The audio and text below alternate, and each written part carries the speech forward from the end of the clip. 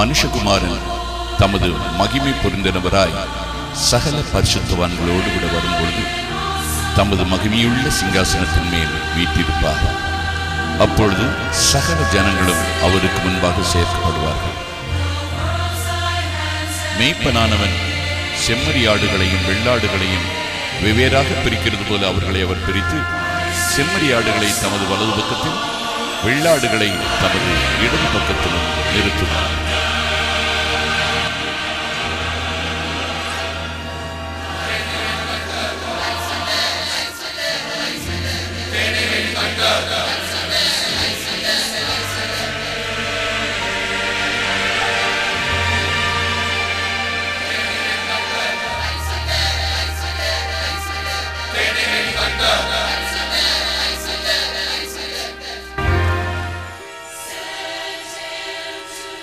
இடது தூதனே ஞாபக புஸ்தகத்தை தர,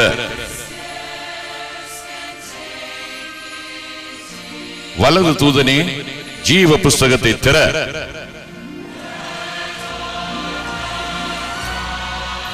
சகல ஜனத்துக்கும் இரட்சகராகிய என் தேவனே, உமக்கே மகிமை உண்டாவதாக. முதலாவது நபர் ராமசாமியின் குமாரனாகிய யோசுவா. என் பிதாவினால் ஆசீர்வதிக்கப்பட்ட என் குமாரனாகிய யோசுவாவே, இங்கே வா. தூதனே, இவனுடைய கிரியைகளை குறித்து ஞாபக புஸ்தகம் என்ன சொல்கிறது? வாசி. என் ஆண்டவரே, இவன் கர்த்தரை அறியாத குடும்பத்தில் பிறந்தவன். பல நெருக்கத்தின் மத்தியில் உம்மை உண்மையாய் பின்பற்றினான். தனக்கு கிடைக்கும் கொஞ்ச நேரத்தையும் ஜெபிப்பதற்கும் உபவாசிப்பதற்கும் ஊழியங்களை செய்து ஆத்ம ஆதாயம் செய்யவும் செலவிட்டான். எத்தனையோ முறை இவன் ஆலயத்திற்கு வந்ததினால் குடும்பத்தாரால் அடிக்கப்பட்டான், உதைக்கப்பட்டான், வீட்டை விட்டு துரத்தப்பட்டான். இப்படிப்பட்ட போராட்டங்கள் வந்த போதிலும் இவன் ஒரு நாளும் சபை ஆராதனையை தவறவிட்டதில்லை. இந்த உலகம் தரும் சந்தோஷத்தை விட உம்முடைய சந்தோஷமே மேலானது என்று எண்ணினான். மரண பரியந்தம் இவன் உண்மையாய் வாழ்ந்தான்.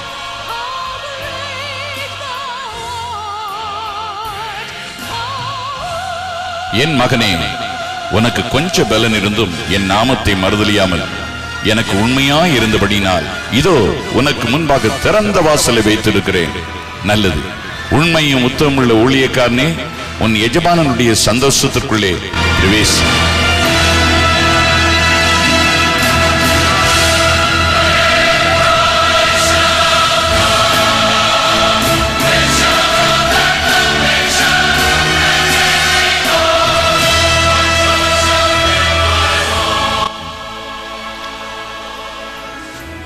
அடுத்த நபரின் பெயரை வாசி.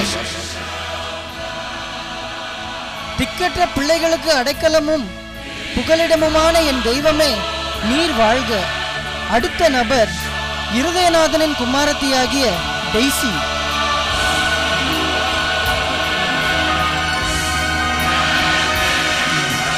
என் பிதாவினால் ஆசீர்வதிக்கப்பட்ட என் குமாரத்தியாகிய டெய்சியே, இங்கே வா.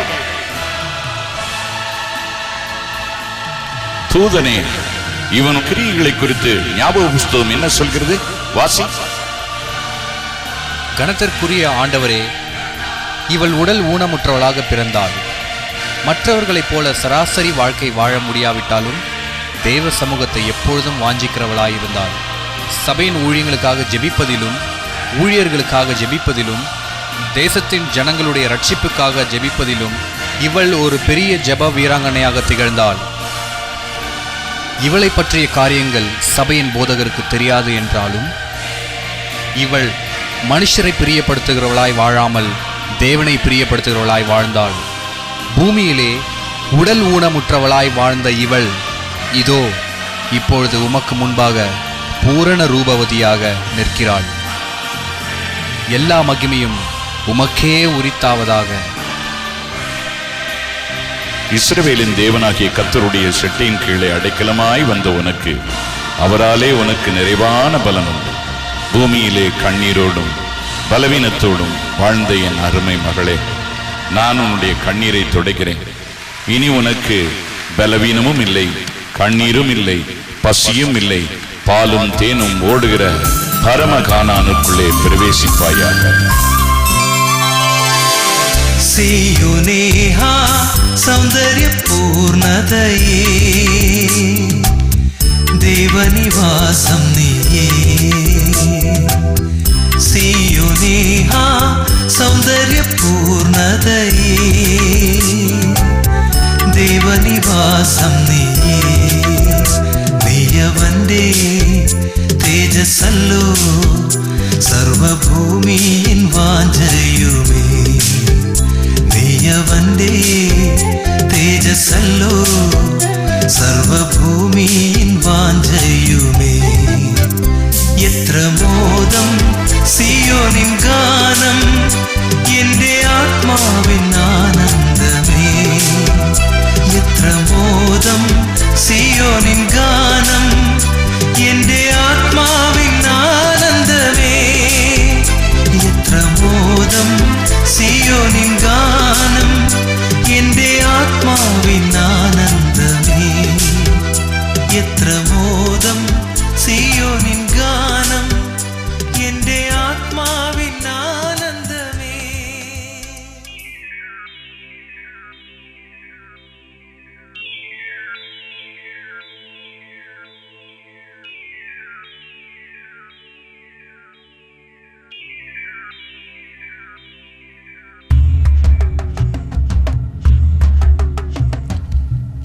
ஆண்டவரே, என்ன நீர் மறந்து விட்டீரா? அப்படின்னா என் காரியம் என்ன?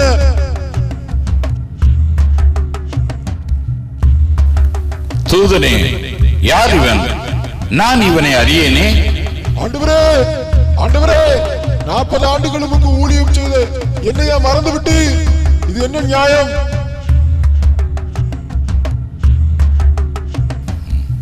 தூதனே, இவன் நியாயம் கேட்கிறான். இவனது நியாயங்களை குறித்து உன் புஸ்தகத்தில் என்ன எழுதியிருக்கிறது சொல்.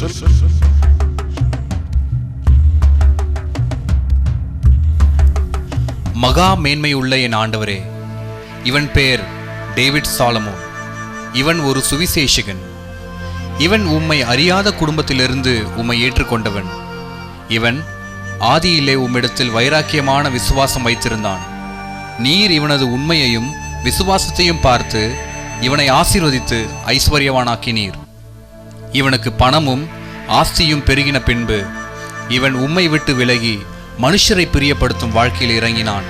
பின்பு ஆதி உபதேசத்தை விட்டு விலகி பணத்துக்காக ஊழியம் செய்ய ஆரம்பித்தான். நீர் எத்தனையோ முறை மூத்த ஊழியர்களை கொண்டு எச்சரித்தும் தன்னை மாற்றிக்கொள்ள மனமில்லாமல் துணிகரமாய் வாழ்ந்து மரித்தான்.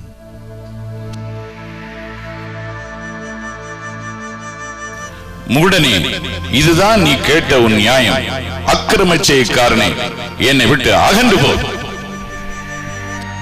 ஐயோ, எத்தனையோ பேர் ஆண்டவருக்குள்ள வழி நடத்தினேனே. ஆனா நான் இப்ப ஆண்டவரோட சமூகத்துக்குள்ள போக முடியாம போச்சே. கடவுளே, ஐயோ, மோசம் போனேனே.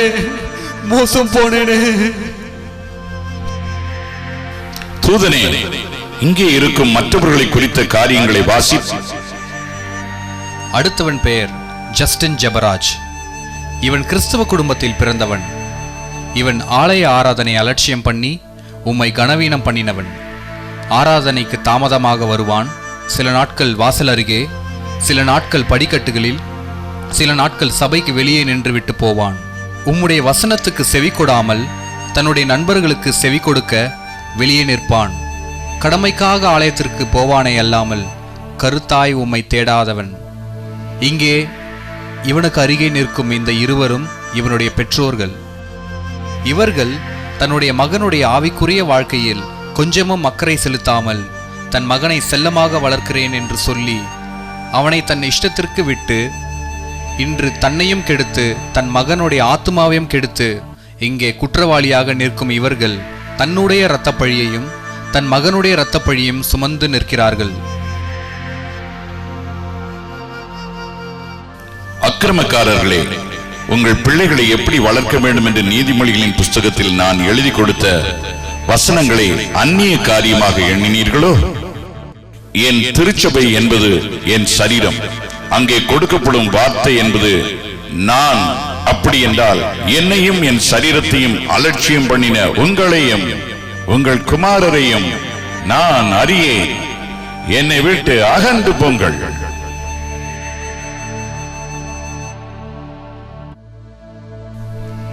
என்றென்றைக்கும் ஜீவித்திருக்கும் என் ஆண்டவரே, அடுத்தபடியாக நிற்கும் இவள் பெயர் மார்கரெட்.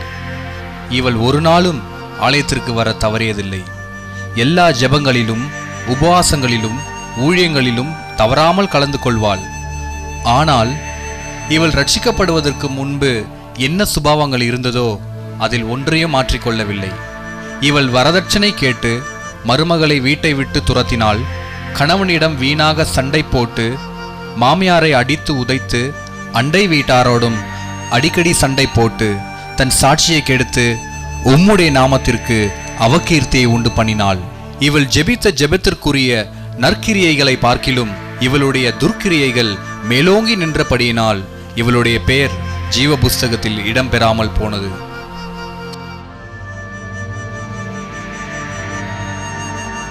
அக்கிரம செய்யக்காரியே, வேதத்தை கேளாதபடி தன் செவியை விலக்குகிறவனுடைய ஜெபம் எனக்கு அருவருப்பானது என்று வேதத்தில் வாசிக்கவில்லையோ? ஆவியின் கனியோ அன்பு, சந்தோஷம், சமாதானம், நீடிய பொறுமை, இச்சை அடக்கம், சாந்தம், தயவு, நற்குணம், விசுவாசம், இவைகளையும் நீ கைக்கொள்ளாமல் மாம்சத்தின் கிரியைகளை வெளிப்படுத்தி என் வாசனையை கெடுத்தாயோ? நான் உன்னை அறியேன். என்னை விட்டு அகன்று போ.